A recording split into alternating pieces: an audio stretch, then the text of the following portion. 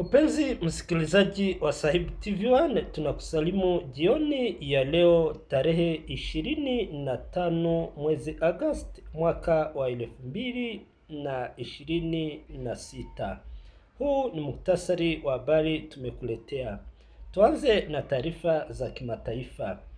Mazungumzo ya amani ya kati ya Irani na Pakistani yapiga hatua. Pakistani imesema kumepatikana maendeleo makubwa katika mazungumzo yaliyofanyika mjini Teheran kati ya wajumbe wake na viongozi wa Irani yaliyolenga kutafuta njia za kufikia amani. Ujumbe wa Pakistani uliongozwa na mkuu wa majeshi Field Marshal Asim Munir. Kwa mujibu wa taarifa, mazungumzo yake na rais wa Irani, waziri wa mambo ya nje pamoja na spika wa bunge yalijikita katika hatua za kuzuia mzozo kuongezeka, kufungua tena mlango bahari wa Hormuz na kutafuta njia ya kumaliza vita kati ya Irani na Marekani. Pia imeripotiwa kuwa Field Munir aliwasiliana na rais wa Marekani Donald Trump kabla ya kusafiri kwenda Teherani. Taarifa zinaeleza kuwa Marekani imeiomba Pakistani kutumia ushawishi wake kuishawishi Irani kurejea kwenye meza ya mazungumzo. Hata hivyo, Washington haijatoa taarifa rasmi kuhusu matokeo ya mazungumzo hayo. Guterres alaani shambulio dhidi ya ujumbe wa UNMISS nchini Sudani Kusini. Katibu mkuu wa Umoja wa Mataifa Antonio Guterres amelaani shambulio la Jumatatu lililofanywa na watu wasiojulikana dhidi ya walinda amani wa Umoja wa Mataifa nchini Sudani Kusini UNMISS katika jimbo la Jonglei. Walinda amani wawili wa Ethiopia waliouawa katika shambulio hilo huku wengine 7 wakijeruhiwa. Waliojeruhiwa ni pamoja na walinda amani 3 wa Ethiopia, wanachama 2 wa huduma ya kitaifa ya polisi ya Sudani Kusini na wafanyakazi 2 wa kiraia wa ujumbe wa UNMISS.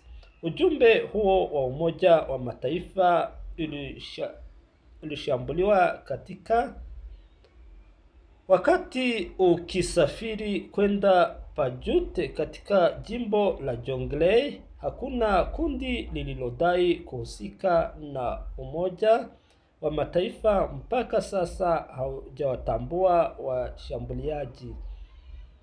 Ujumbe wa kulinda amani wa Umoja wa Mataifa ulisema umetuma kikosi cha dharura kutoa ulinzi katika eneo hilo. Guterres alitoa salamu za rambirambi kwa familia za waliouawa na kusisitiza kwamba mashambulizi dhidi ya walinda amani wa Umoja wa Mataifa yanaweza kuwa uhalifu wa kivita, akisisitiza hitaji la mashambulizi kama hayo ya kuchunguzwa haraka na wahusika kuchukuliwa hatua.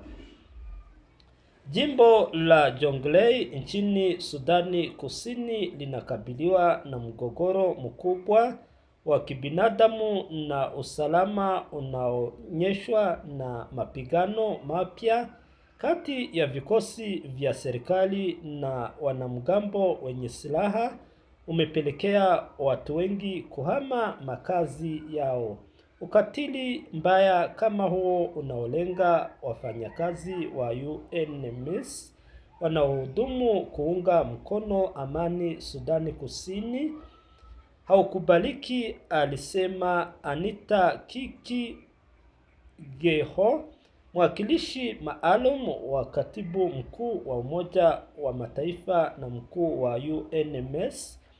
Takwimu za Umoja wa Mataifa zinazoonyesha kwamba takriban wafanyakazi 36 wa kibinadamu na kandarasi waliuawa Sudani Kusini mnamo mwaka wa 2026, huku mashambulizi yakijikita zaidi katika maeneo yaliyoathiriwa na migogoro kama vile Jonglei na Upper Nile.